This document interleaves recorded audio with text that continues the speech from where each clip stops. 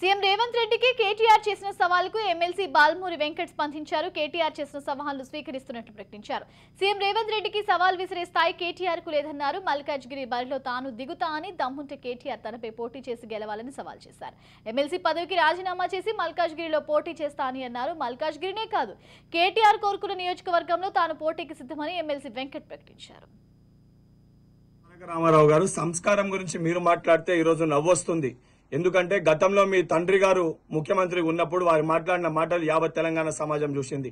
నిండు చట్టసభలో అసెంబ్లీలో కూడా వారు ఏ రకంగా ప్రతిపక్ష పార్టీ నాయకులపైన, ఏదైతే వారిని ప్రశ్నించిన నాయకులపైన ఎంత ఎగతాళిగా మాట్లాడినో చాలా స్పష్టంగా ప్రజలు గమనించారు. ఈ రోజు రేవంత్ రెడ్డి గారికి ఏదైతే మీ ముఖ్యమంత్రి, గత ముఖ్యమంత్రి మీ నాన్నగారు సవాలు విసిరి కాంగ్రెస్ పార్టీ 20 స్థానాలు కూడా గెలవలేదు, కాంగ్రెస్ పార్టీ తెలంగాణలో అధికారంలోకి వస్తే నేను రాజకీయ సన్యాసం తీసుకుంటా అని చెప్పారు. ఆ సవాల్ని స్వీకరించి రేవంత్ అన్న పిసిసి అధ్యక్షుని స్థాయిలో ఏదైతే కాంగ్రెస్ పార్టీని తెలంగాణలో మొన్న జరిగిన అసెంబ్లీ ఎన్నికల్లో 64 స్థానాలు కాంగ్రెస్ పార్టీ, మా మిత్రపక్షం 1 స్థానం, 65 స్థానాలను గెలిచి ప్రజలు ఆశీర్వదించి గెలిపిస్తే తెలంగాణలో కాంగ్రెస్ ప్రభుత్వం ఏర్పాటు చేసుకున్నాం.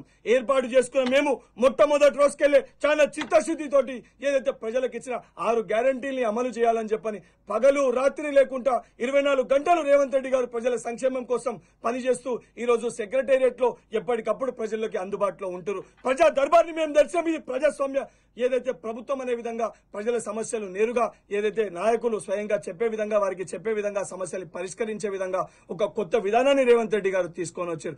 కల్వకుంట్ల తారక రామారావు గారు